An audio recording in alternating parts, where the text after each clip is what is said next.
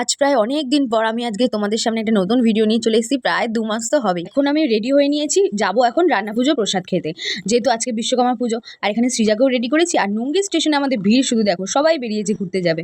এখন ট্রেনে করে আমি সোজা চলে এলাম কালিকাপুর দিদার বাড়িতে। দিদার বাড়ি থেকে আমার বড় মাসির বাড়ি বেশি দূর না, তাই হাঁটা পথেই আমরা সবাই গল্প করতে করতে যাচ্ছি। আর এদিকে সৃজা তো কিছুতেই কারোর হাত ধরবে না, ভীষণ রোদ ছিল সেই দিন। আবার পথে যেই একটা দোকান দেখলো, সৃজা তো বায়না শুরু, সে চিপস খাবে। আর এখানে যে ঝিলের পাটা দেখছো, এখানে যখনই আমরা আসতাম দিদার বাড়িতে ভাই বোনরা, তখনই এখানে স্নান করতে আসতাম। ট্যানটানায় মাসি বাড়ি চলে এসেছি। আর এখানে দেখো কত সুন্দর সুন্দর ভাজাভুজি করেছে।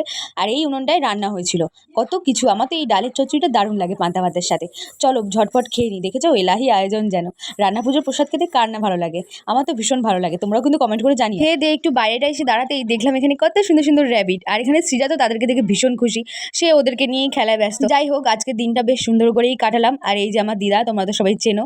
আর যাওয়ার বেলা দিদার তো সবসময় কান্নামুখ। আজকে ভিডিওটা এই পর্যন্ত।